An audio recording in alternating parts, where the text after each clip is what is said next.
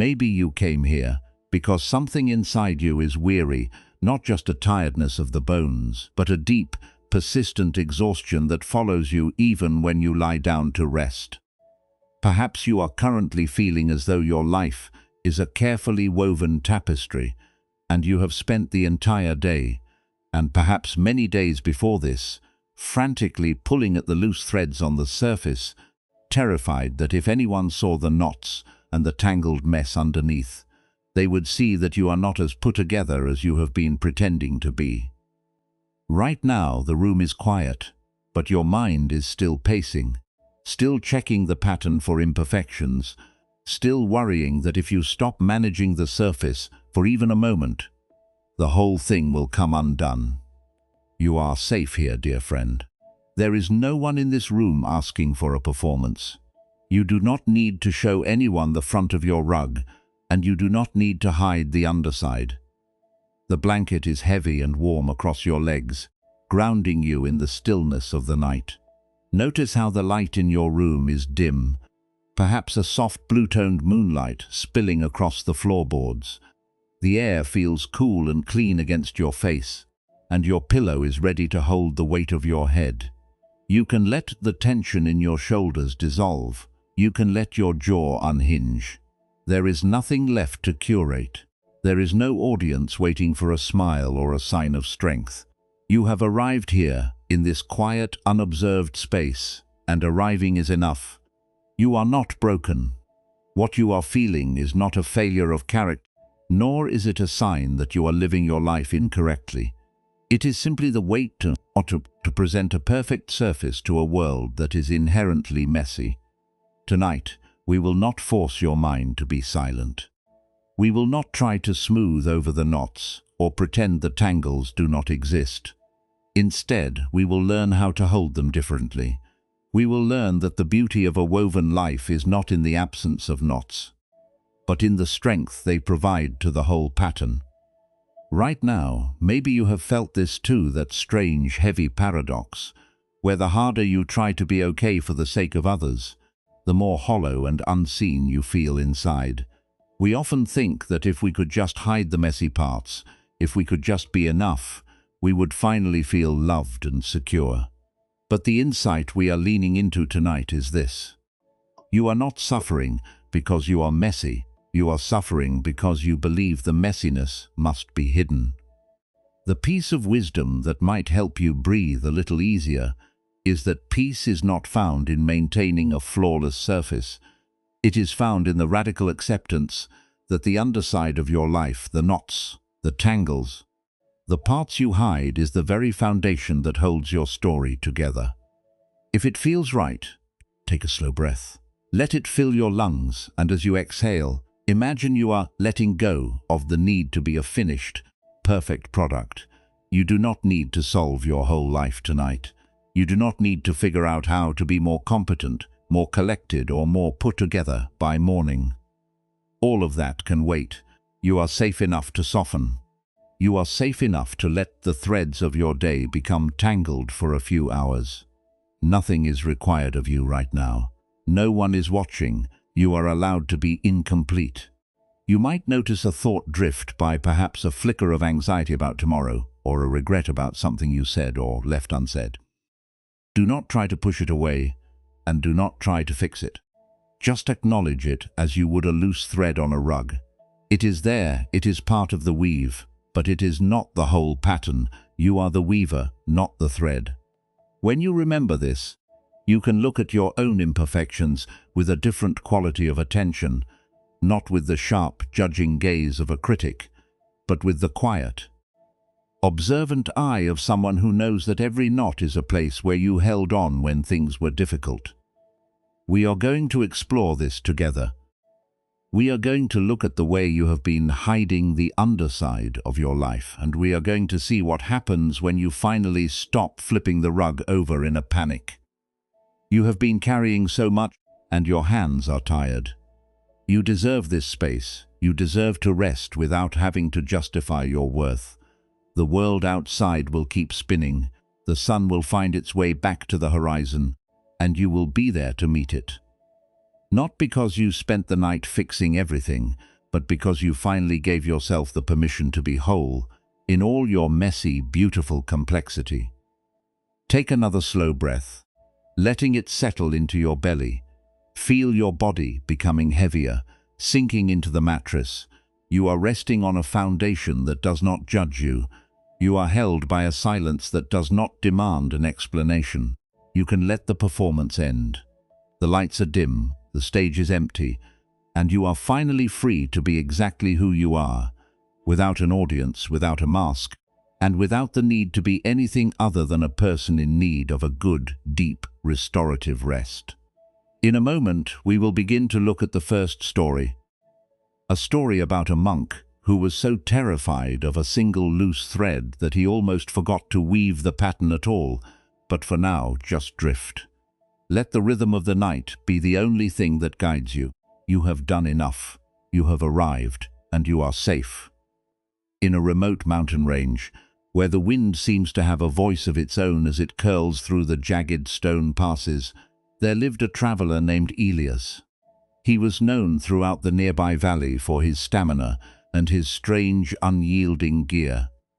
No matter the weather, be it the blistering heat of the high-altitude sun or the biting, bone-chilling roar of a winter blizzard, Elias was always seen wearing a massive heavy cloak made of thick felted wool. It was a garment of immense weight, stained by the mud of 1,000 miles, frayed at the hem, and held together by layers of leather straps and rusted brass buckles that groaned with every step he took. He wore this cloak as if it were a second skin, even when he stopped at local inns. He would never loosen a single strap, never unbuckle the heavy brass clasps at his throat, and never let the garment slip from his shoulders. To the villagers, it seemed a mad way to live. But Elias insisted that the cloak was the only thing standing between him and the harshness of the world. He told anyone who asked that the storms were too unpredictable, the cold too deep, and the dangers too real to ever be caught unprotected.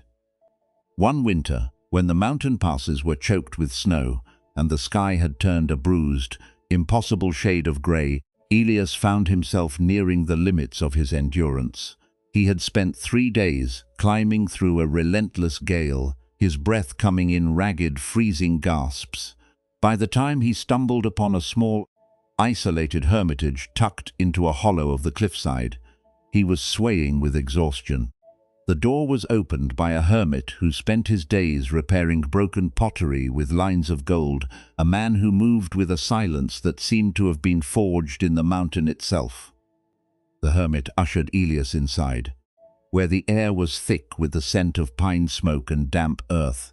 A single fire crackled in the center of the stone floor, casting long, dancing shadows against the walls. Elias fell to his knees, his body trembling, his breath still ragged.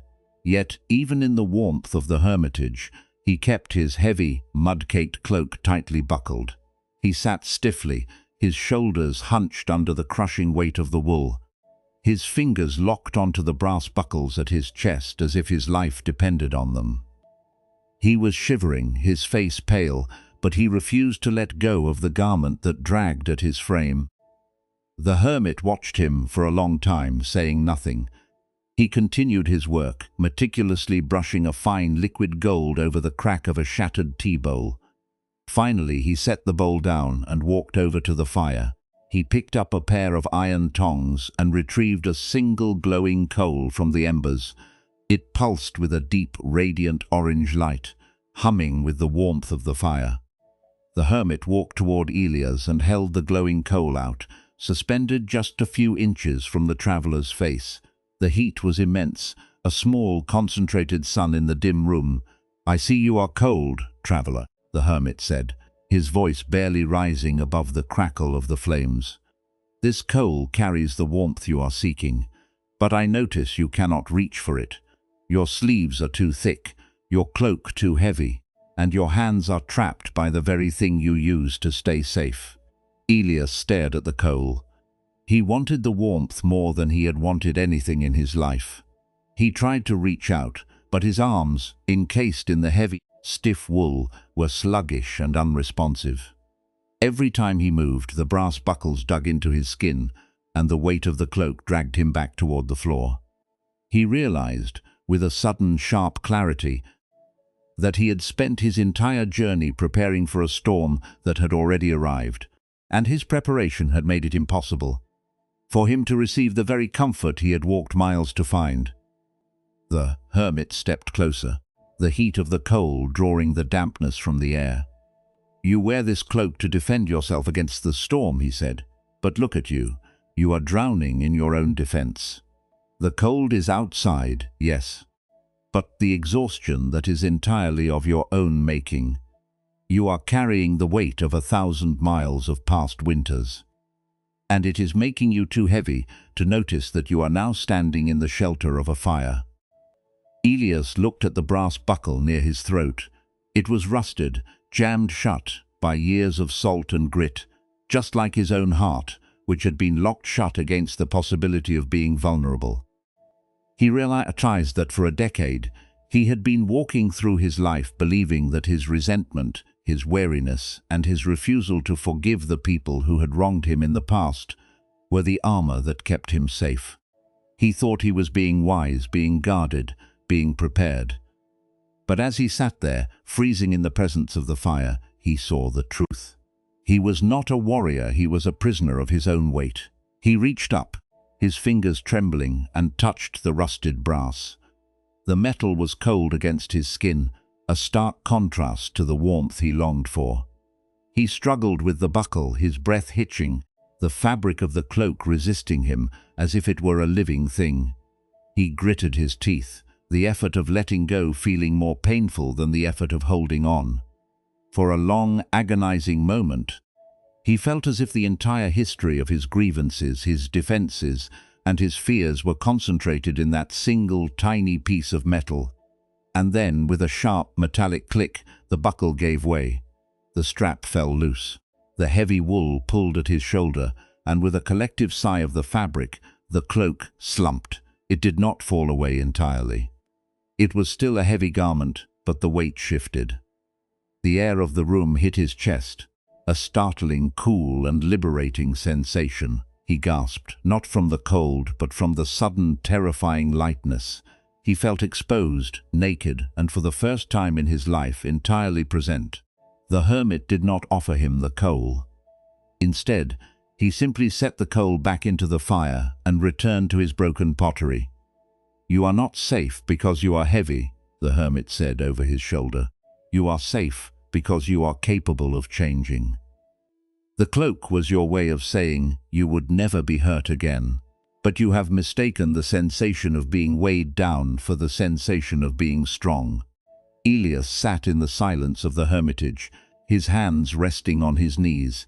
He did not feel enlightened, nor did he feel like a new man. He felt tired. He felt the ache in his shoulders from years of carrying the past. And he felt the strange, haunting beauty of the firelight playing on the stone walls. He realized that the cloak had not protected him from the cold, it had only prevented him from knowing he was cold.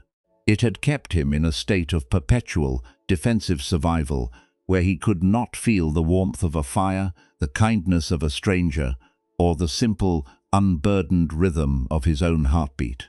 He watched the hermit work, the steady, rhythmic movement of the brush, applying the gold to the crack in the bowl. The gold did not hide the break, it celebrated it. It turned the shattered bowl into something that was stronger, more precious, and more honest than it had been before it broke. Elias watched the light flicker, his own breathing beginning to match the slow, steady hum of the room. He did not unbuckle the rest of the straps, yet he didn't need to. He simply sat, feeling the weight on his shoulders, no longer seeing it as a shield, but as something he was finally, slowly, beginning to set down. In a moment, we will look at how this habit, the habit of wearing our grievances like a protective garment, is exactly what has been keeping your own heart from the warmth of the present. We will see why the very armor you rely on to keep yourself safe is often the only thing preventing you from being truly alive. But for now, just notice the sensation of your own chest as you breathe. Notice if you are holding your breath, bracing against the day, or if, just for a moment, you can allow your shoulders to drop an inch, letting the weight of the past rest exactly where it is, without having to carry it for another step. You are safe enough to soften. You are safe enough to be unarmored, just for the night. This story is not suggesting that the work of your life, the commitments you have made, the roles you play, the care you pour into your world is meaningless. It is not asking you to become distant, to grow cold, or to stop feeling the profound weight of your own existence.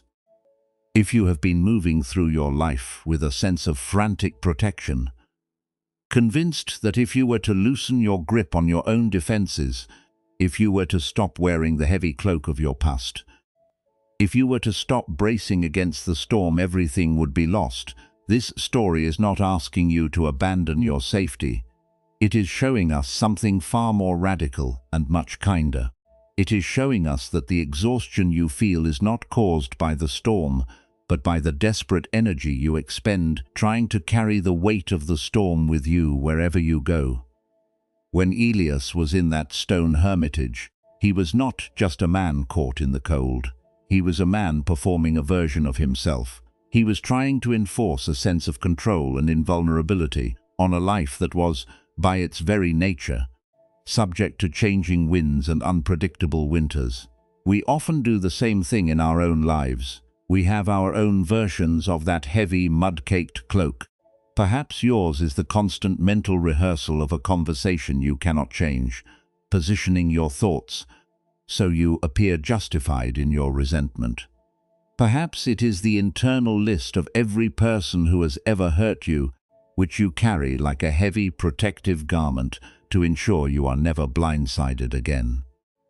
We keep these protections because we believe they are the only things standing between us and the raw reality of our own vulnerability.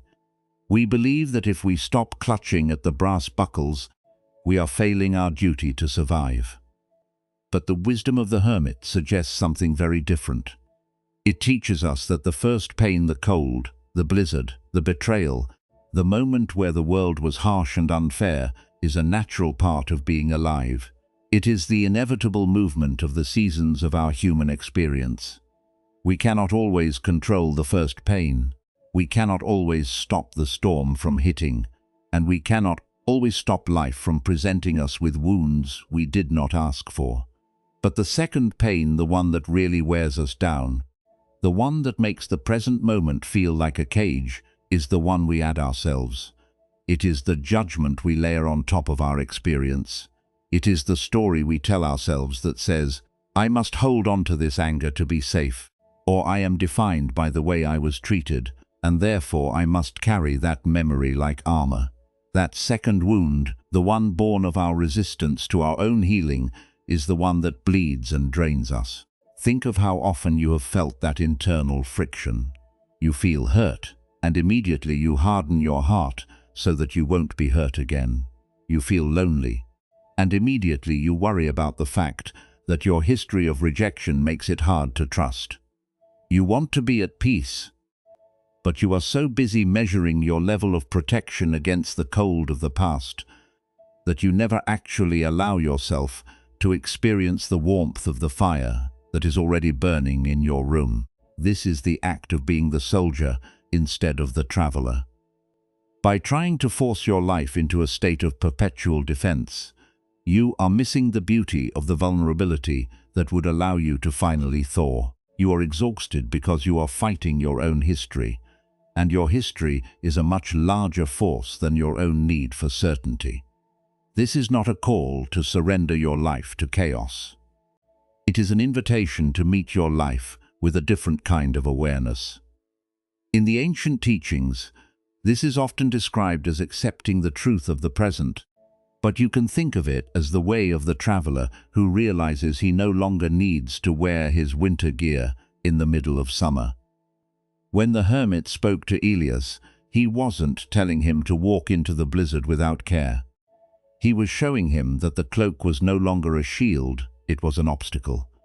When you stop treating your own inner defenses, the times when you feel hardened, suspicious, or entirely weighed down by past hurts, as if they were the only things keeping you safe, you finally give yourself room to breathe. You do not need to solve your whole life tonight. You do not need to understand why the pattern of your resentment feels so familiar, or why the season of your life feels like it is locked in an endless, freezing winter. You only need to notice that you are fighting the warmth. If you can simply notice the tightness in your shoulders, or the habit of your mind to lean back into the arguments of yesterday, you have already started to unbuckle the first brass clasp. You don't have to throw the cloak away in a grand, dramatic gesture. You can just let it loosen. You can see it for what it is, a garment you once thought you needed to stay alive, but which is now only serving to keep you cold.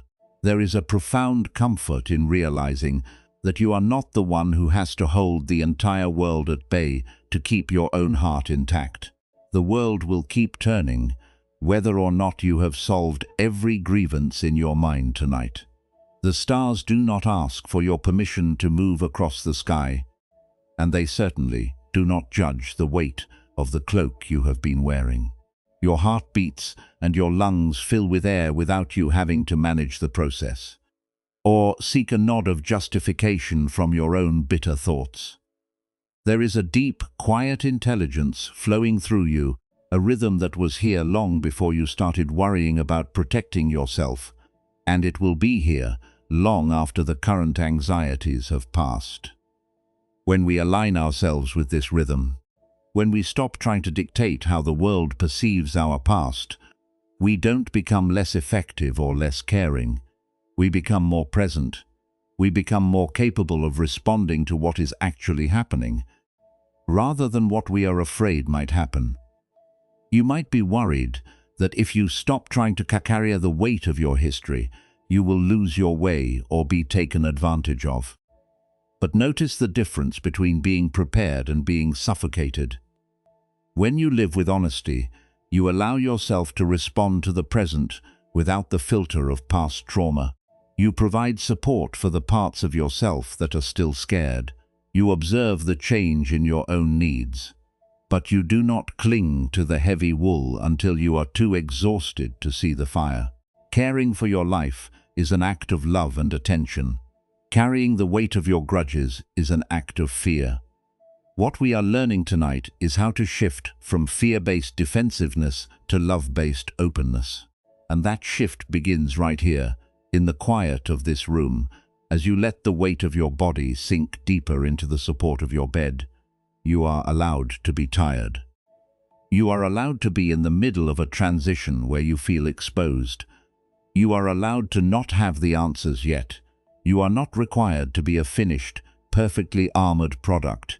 You are a person, a traveler who is still learning, still thawing, and there is immense beauty in the places where the buckles are beginning to rust.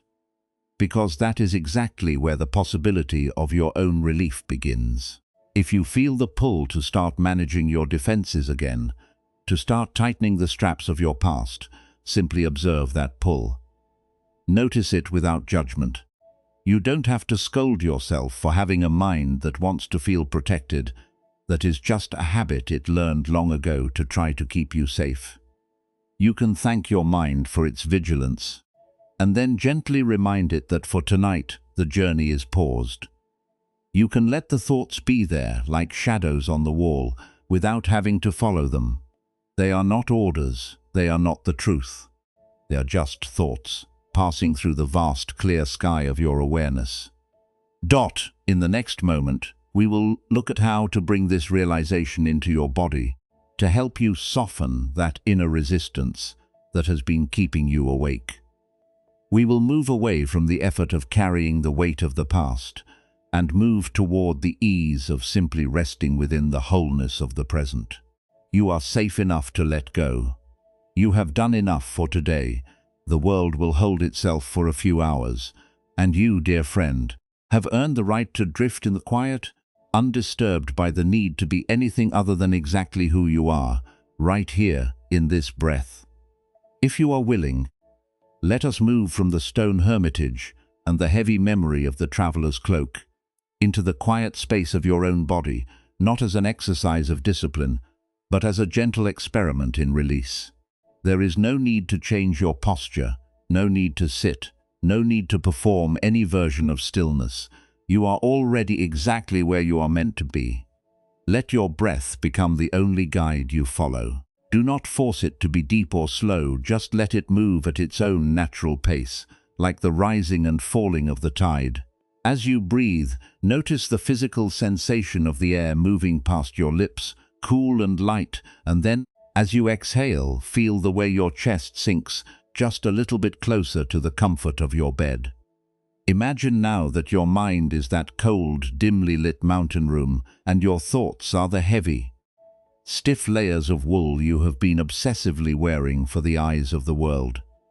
For so long, you have held the straps tight, trying to ensure the surface of your life appears impenetrable, trying to tuck away the history of your hurts so that you appear invulnerable and strong. But for these next few moments, we are going to set that heavy, mud-caked cloak down on the stones of the present. We are going to let the garment be, and we are going to sit, just for a moment, in the warmth of the room unburdened. Not if it feels right. Bring to your awareness a single, recurring grievance or worry that has been asking for your attention tonight. It might be a resentment towards someone who let you down, a fear that you are falling behind in your responsibilities, or a persistent, nagging need to defend your past actions to an audience that isn't even there. You do not need to analyze it. You do not need to fix it or argue with it. Just let it appear in your mind's eye, like a rusted brass buckle on that heavy cloak, sitting there in your open hands. Look at that buckle. Notice the texture of the metal, the way you have spent so much energy trying to keep it latched, the way you have worried about what might happen if the cloak were to slip from your shoulders. You have been carrying this protection for a long time, thinking that by keeping the straps tight, you were ensuring your safety against the storms of life. But notice the tension in your fingers as you grip that imaginary buckle. Notice how your arm, your shoulder, and even your neck have tightened in response to this small, simple struggle. You are not only carrying the weight of the grievance, you are carrying the entire weight of your own fear, that without the cloak of your past, you would be seen as vulnerable or weak.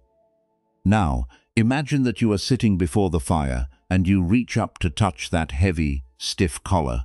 You do not have to throw the cloak away. You do not have to tear it to shreds.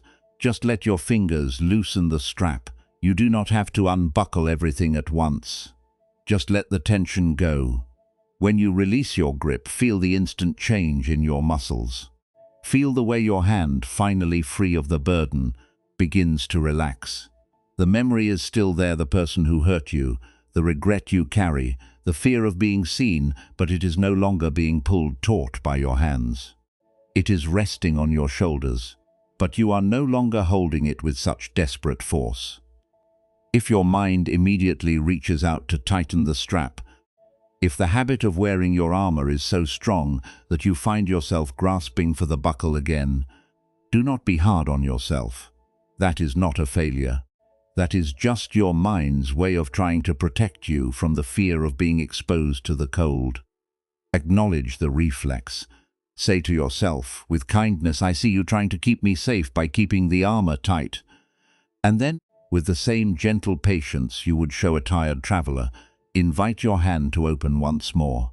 Let the straps rest. You are not abandoning your self-respect. You are simply allowing your body to exist without the need for you to be its constant, frantic protector. Notice what happens when you stop managing your defenses for an audience. Does the storm rush in and sweep you away? Does the cold become unbearable? Or does the space around you simply become a little more honest, a little more human? You might find that the grievance, no longer fed by your desperate need to carry it everywhere, begins to lose its sharp, demanding edge.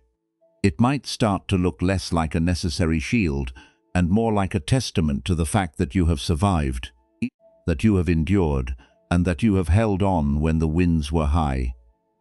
Perhaps you feel the urge to check the straps, to make sure no one is looking at the mud on the hem. You can let that urge come and go, like the wind moving through the mountain pass. You don't have to follow the wind, you don't have to explain your process to the shadows. You can just remain here, in the space between the thoughts, where there is nothing to prove and nowhere else you need to be. If you find that your breathing has become shallow, simply invite a bit more room into your ribs. Let the exhale be long and slow, a way of signaling to your nervous system that you are safe enough to stop bracing for the gaze of others. You have spent so much energy being a defender, and it is a tremendous release to finally remember what it feels like to just be a traveler sitting by the fire. The traveler does not try to impress the storm. The traveler simply seeks warmth, and in seeking, finds their own capacity to thaw. There may be parts of your life that feel stained or heavy or weary. That is the nature of a cloak that has actually traveled through the world. If you try to force it to be a clean, pristine garment that never touches the mud, you will only end up exhausted, and you will never see the gold that is actually being applied to your own cracks.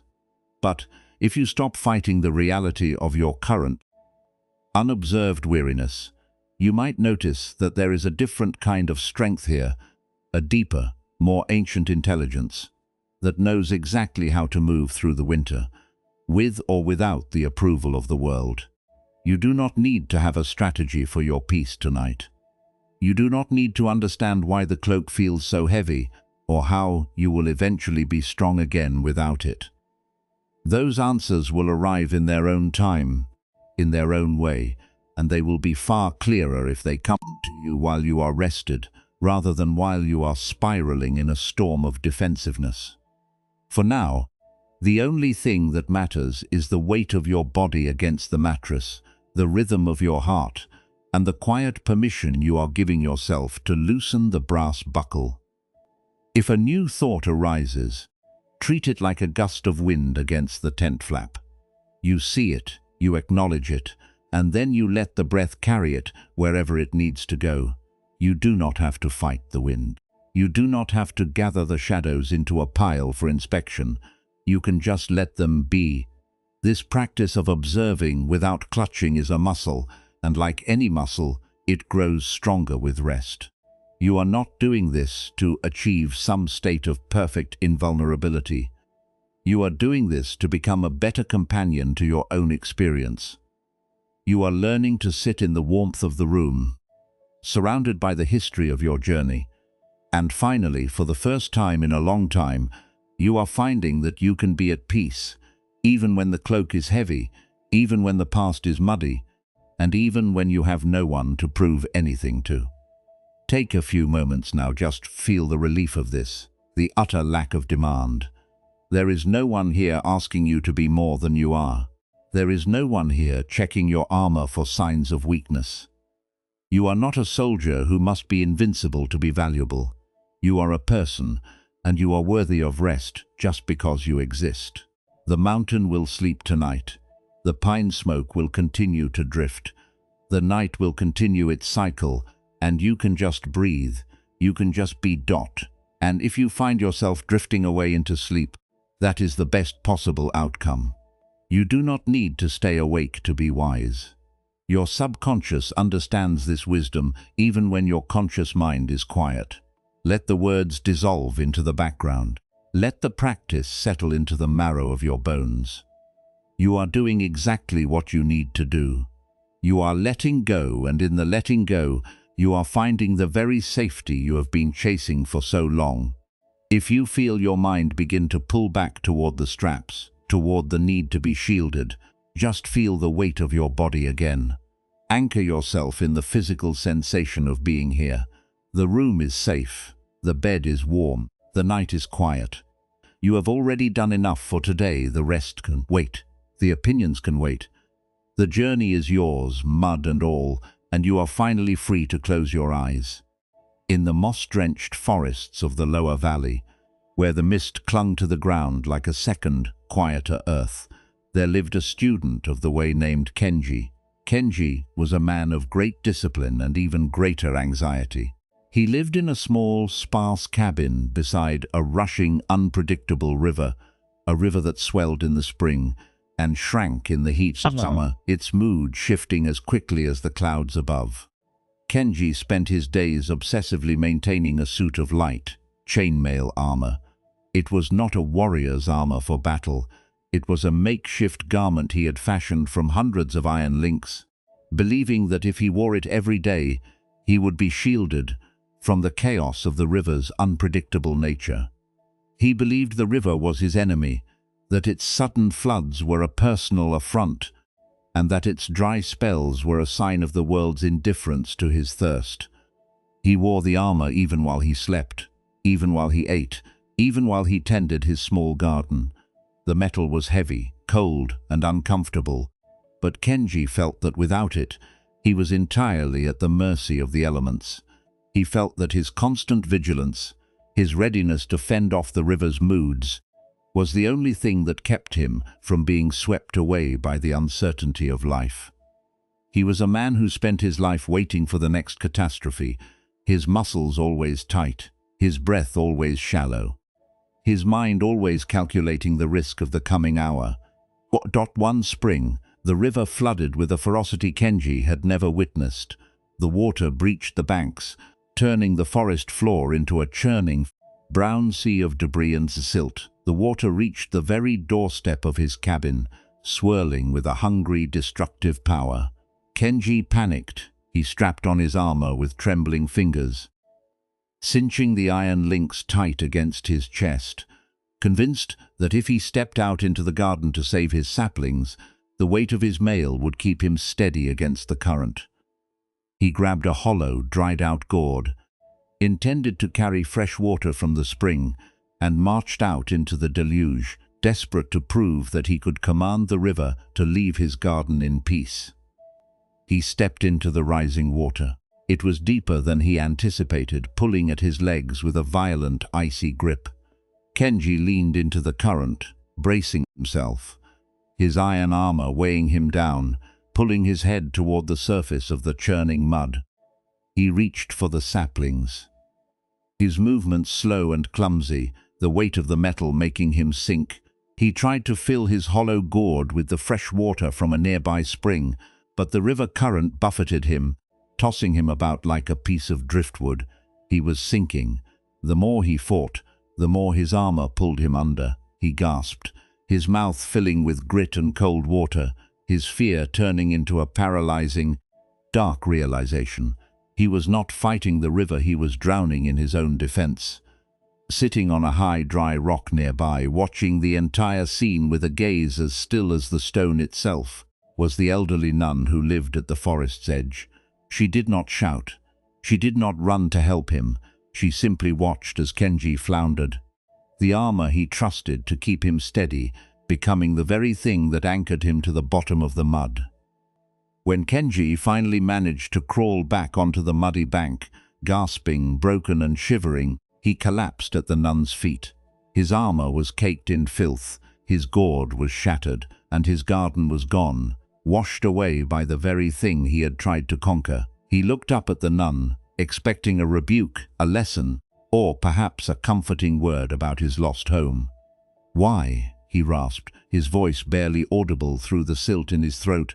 "Did the river take everything? Why was my protection not enough?" The nun reached down and touched the cold, wet iron of his chest plate. She did not look at the river, but at the armor. "You came to the river to protect your garden, but you forgot that the garden belongs to the river," she said. "You wear this metal so you do not have to feel the change. But change is the only thing the river knows. You were not drowning because the river was deep. You were drowning because you insisted on being heavier than the water." Kenji looked at his hands, raw and trembling. For the first time, he didn't reach for the clasps to tighten them. He reached for them to release them. He watched as the nun stood, her movements effortless and fluid, and he realized she wore no armor. She had no gourd. She had no plan for the flood, other than to wait for the water to recede. She didn't fight the river, she moved with it. "I am afraid," Kenji whispered, the word feeling more honest than any prayer he had ever spoken. "If I take this off, I have no way to be strong."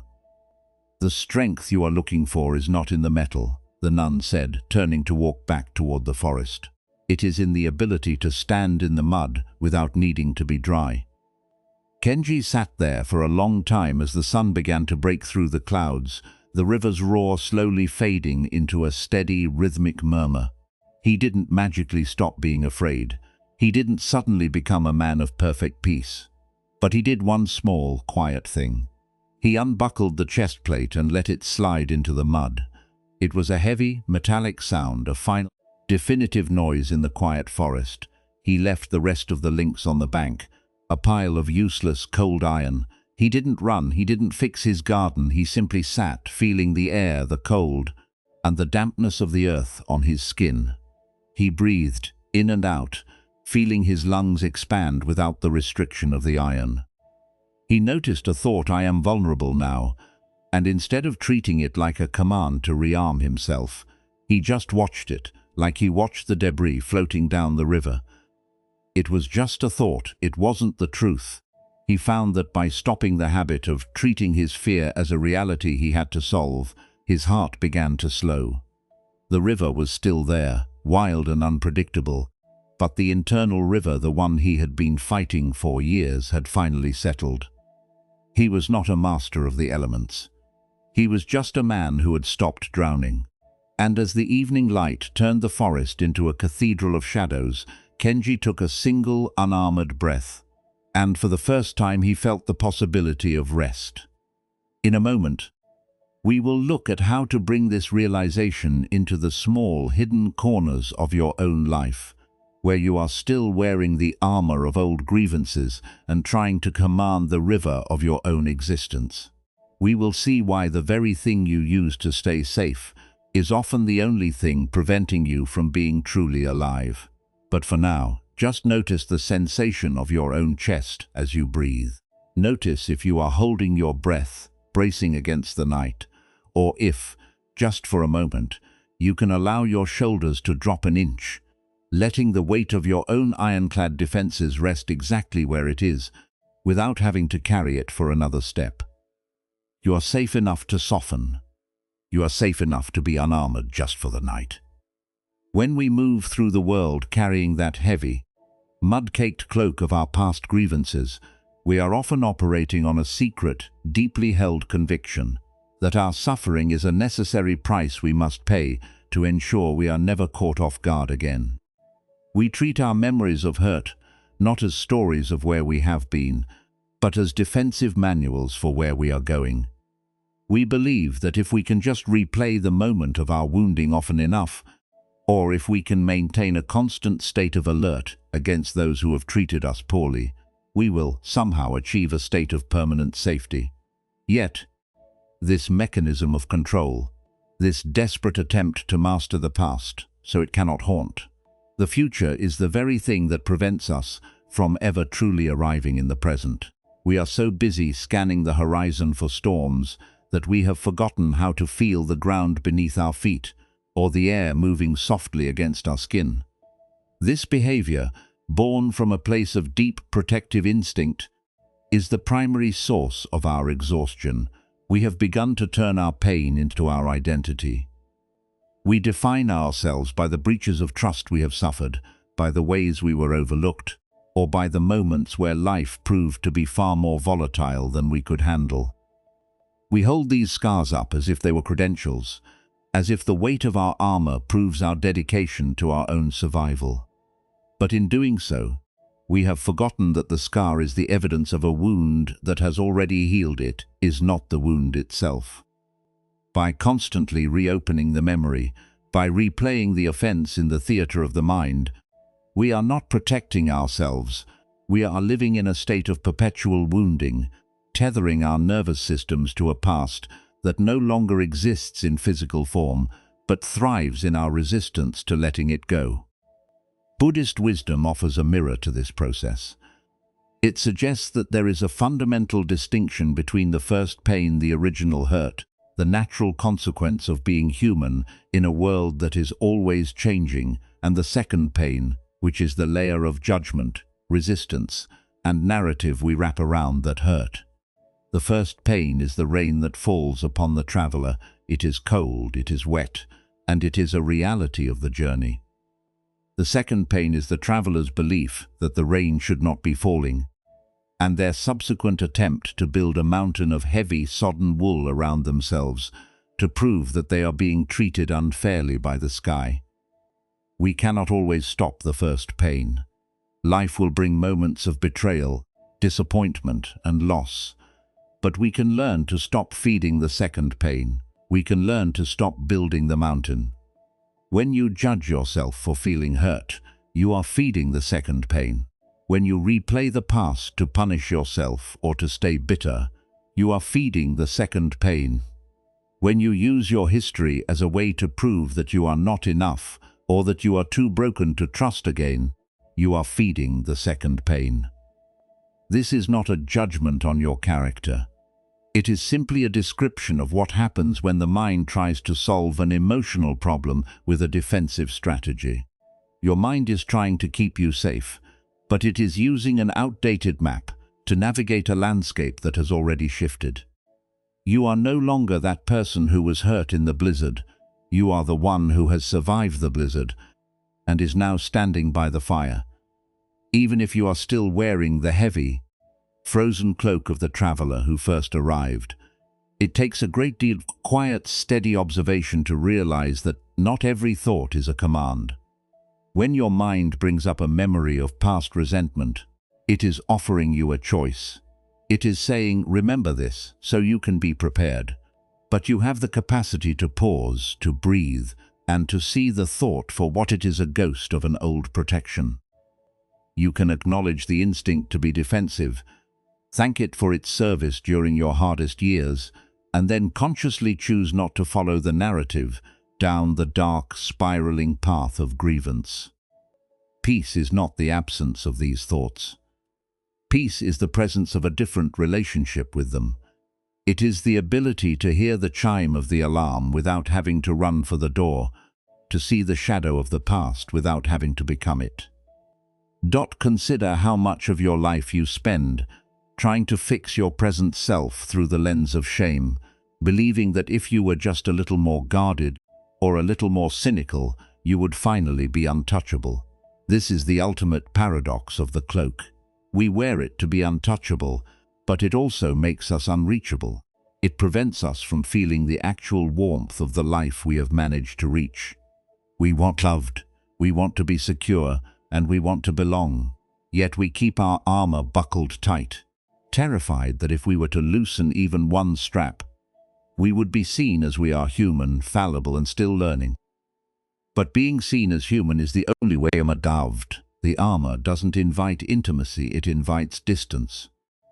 There is a profound, quiet strength in sitting with uncertainty. It is the strength of the nun who stood by the river, watching the current move, knowing that she could not stop the flood and had no need to try. She knew that her safety was not in her ability to control the water, but in her ability to remain present and responsive, regardless of whether the river was high or low. When you stop treating every uncomfortable emotion as a signal that you are failing, you stop the drain on your energy. You stop trying to resolve the unsolvable, and instead, you begin to inhabit the space where you are. You begin to understand that you are not the muddy river, you are the one who stands on the bank, observing the movement with an open, unhurried heart. This integration of wisdom into your daily life means learning to notice when the cloak feels heavy, without turning that noticing into a new reason to dislike yourself. If you find your mind replaying an old regret, or if you feel the familiar surge of resentment towards someone from your past, you can observe it. You can see the mechanism of your mind at work, trying to shield you. And then, you can gently offer yourself the same compassion you would offer a friend. You don't have to be perfect at this. You don't have to have solved your relationship with the past by sunrise. You just have to be a little more curious, a little less reactive, and a little more willing to trust that the fire in the room is real, even if you haven't yet taken off the cloak.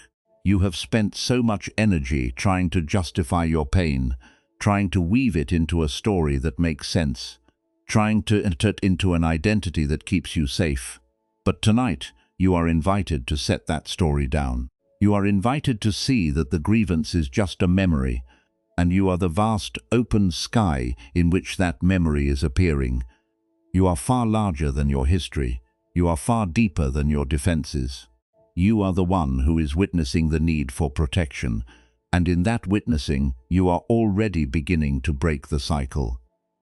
As the night deepens, let the focus of your mind drift away from the analysis and into the physical reality of the quiet room. You are not required to be a scholar of your own suffering. You are not required to provide a final, definitive answer to the question of why you were hurt. You are only required to be here, breathing, resting, and letting the layers of the past settle. The world is moving on its own. The night is doing its work. The stars, the trees, the rivers, they all continue without your constant monitoring. You can let them. You can trust that the earth will hold you while you finally, after so much effort, allow yourself to stop being the one who must hold everything together. The armor is not the way home. The surrender of the armor is the way home. Feel the air, feel the weight of your own existence, and know that you are finally, quietly, safe to let the struggle dissolve into the calm, empty space of the night. It is one thing to find this stillness here, in the sanctuary of your room, under the heavy comfort of a blanket, where the world is quiet and the light is soft. It is quite another thing to carry this wisdom into the noise of your Tuesday afternoon, or the frantic pulse of a Sunday evening, when the weight of the coming week begins to gather like storm clouds in the distance. You might wonder how a lesson about mountain hermits, iron armor, and heavy, mud-caked cloaks applies to the ping of a notification, the tightness in your chest when you feel behind in your work, or the quiet, persistent ache of comparing your own weary life to the polished surfaces of everyone else's existence. But this is exactly where the practice lives. Peace is not meant to be a destination you visit for a few hours in the dark. It is a way of walking through the day. Think of the small, almost invisible moments when you feel that heavy, imaginary strap of your armor tightening across your chest, begging you to brace yourself against the world so that you won't be caught off guard. Perhaps it is when you send a message to someone you care about, and the minutes tick by without a reply. You can feel the mind start to spiral, can't you? You start to invent stories about why they haven't answered, or you begin to rehearse what you might say if they don't, or you feel the sharp, familiar sting of rejection before anything has even happened. In that moment, you are reaching for the brass buckle, your hand instinctively tightening to make sure your armor is secure. What would happen if, instead of following that story, you simply noticed the sensation of the grip? You don't have to ignore the fact that you feel anxious. You don't have to pretend you don't care. You can acknowledge the feeling. I am feeling a bit uncertain right now, and that is okay, and then you can breathe. A single, conscious breath before you reach for your phone to check again, before you decide to send another message, before you start the cycle of self-criticism. That breath is not just air, it is a moment of space. It is the practice of loosening the clasp. You are choosing to be the traveler who trusts his ability to walk through the storm rather than the prisoner of his own gear. You are choosing to let the moment be what it is, rather than forcing it to look secure to satisfy a fear that isn't truly happening. Or consider the nights when you lie awake, the room dark, the silence heavy, and your mind begins to play back a mistake from years ago. You are trying to scrub that memory clean, trying to say the right words to a person who is no longer there, trying to fix a rusted buckle in your history that has already been pulled tight by the passage of time. You are exhausted by this labor, yet you feel that if you stop, you are somehow betraying the lessons you should have learned. But you are not being productive. You are being a prisoner to an armor that was forged in a winter long since past. What if you allowed yourself to see that the mistake was just a part of the journey? A place where the strap slipped and you had to find a new way to move, and that you are allowed to stop trying to hide that scar from yourself. You do not need to be the person you were when you made that error. You have grown and you have changed. You are allowed to forgive yourself for not knowing then what you know now. Forgiveness is not a grand, singular event, it is the quiet, repeated act of letting go of the buckle you are using to poke at your own history. Every time you notice the memory and choose not to follow it into the maze of resentment, you are practicing the wisdom of the mountain hermit.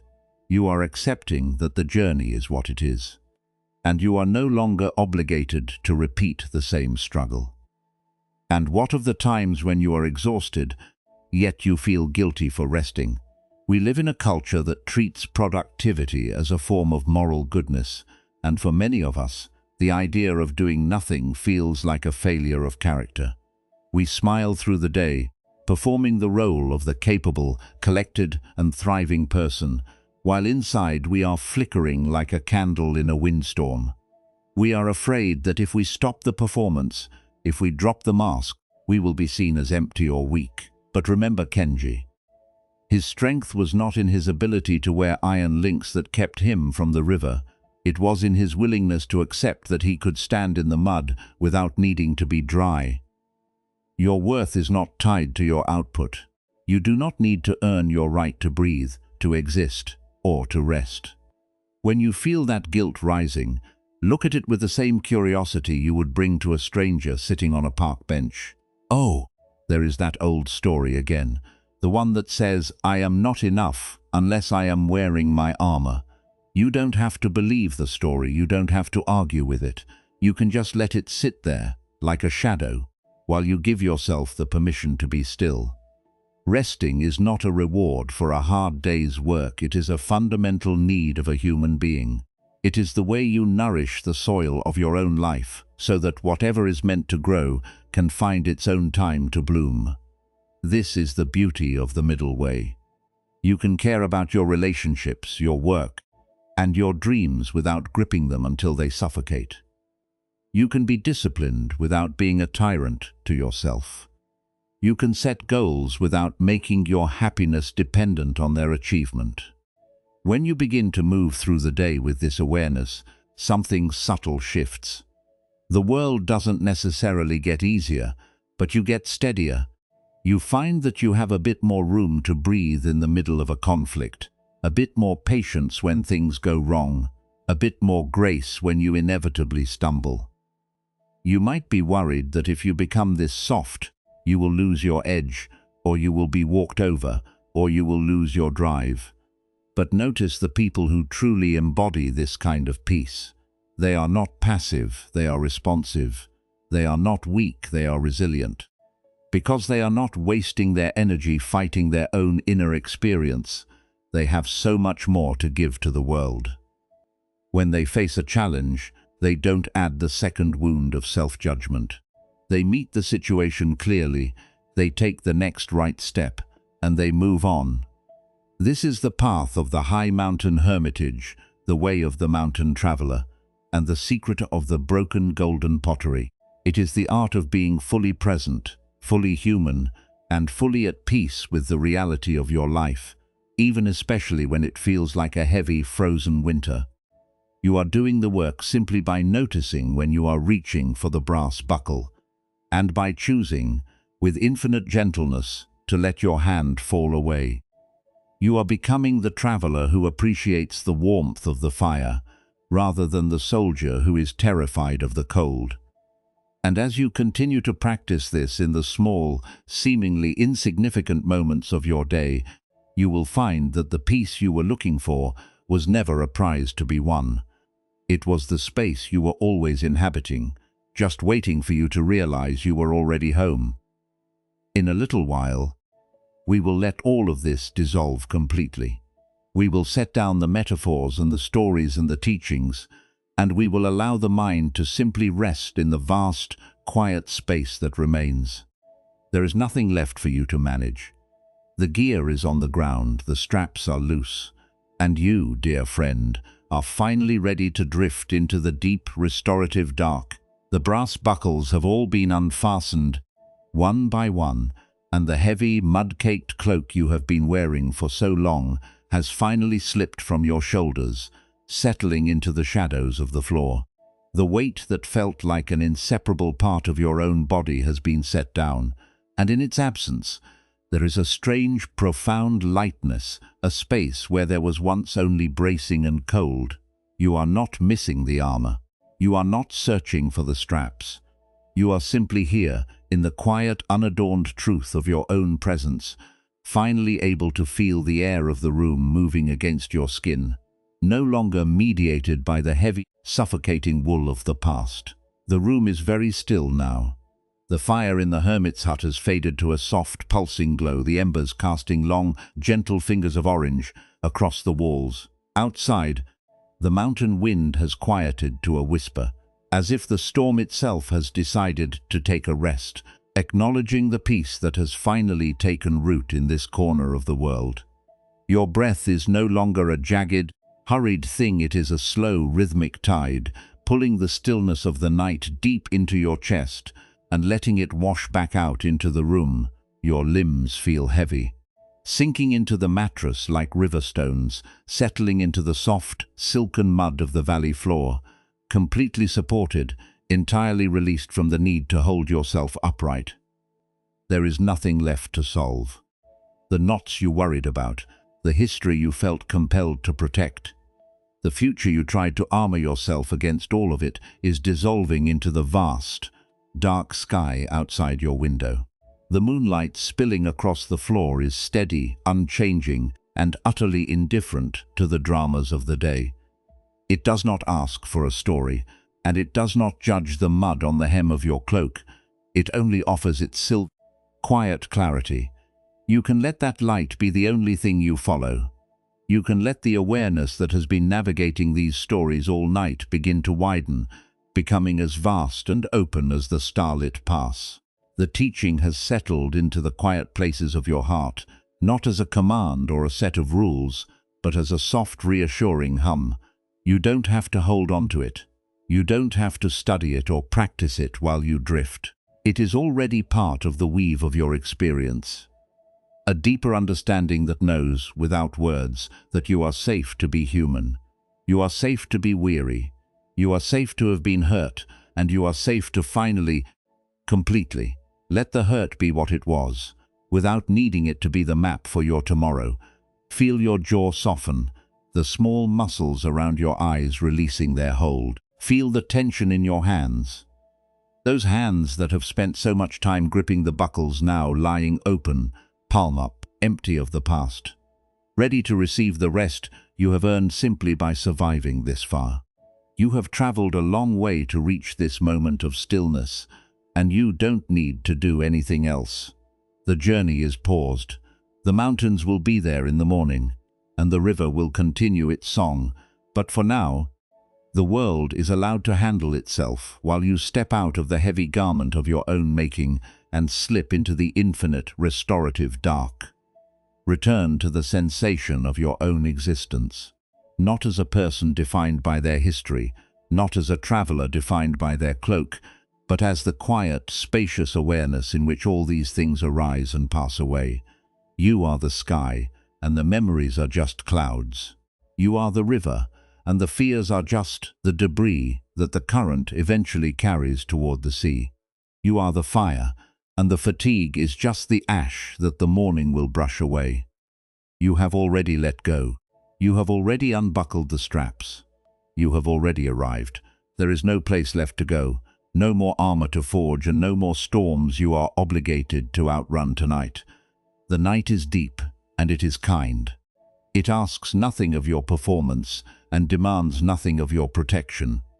It only asks that you finally lay down the weight, close your eyes, and allow the rhythm of your own heartbeat to lead you home, deeper and deeper, into the place where the traveler is finally just a person, resting in the quiet, absolute safety of the present? What if the peace you have been fighting to defend was simply the space you entered the moment you stopped trying to protect it?